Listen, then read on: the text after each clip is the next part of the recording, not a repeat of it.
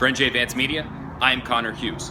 The New York Jets got some not-so-good information on Thursday when MRI results revealed that receiver Eric Decker had suffered a partially torn rotator cuff in his right shoulder. Now, the game plan medically, at least right now, is not to place Decker on the season-ending injured reserve. The Jets are going to give him a couple weeks to see if some strength comes back in that shoulder and he's able to return to the field and play this season. But as much as there's a chance of that happening, there's a chance that Decker's 2016 is done.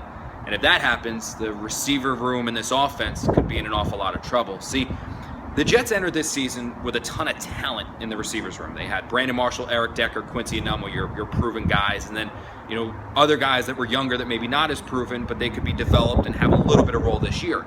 With Decker out and undrafted rookie Jalen Marshall out as well with a torn shoulder labrum, the Jets are suddenly awfully thin at that position. And one more injury, and they could be damned. Because look, you got Brandon Marshall, who is obviously still in there. He's your number one guy.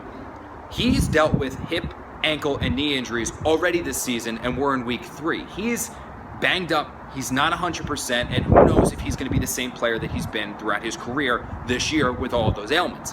After him, Quincy Enunwa was a good player, but he's got 40-something career receptions, 39 career receptions, for his career. After that, Robbie Anderson has 2 career receptions, Jeremy Ross has 39 career receptions, and Jerome Peak hasn't caught a pass yet in his career. The Jets just don't have depth. They have potential to depth. Anderson could develop and prove to be a stud this year, and Enunwa could take a next step. Maybe Jerome Peak is a unknown heralded star that the Jets could have found as a sleeper in the 7th round. Who knows?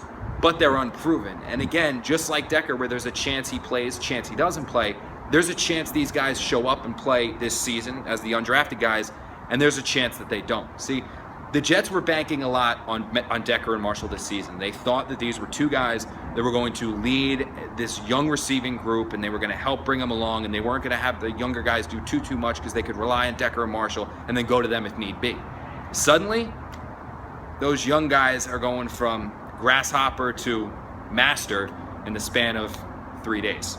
For NJ Advanced Media, I'm Connor Hughes.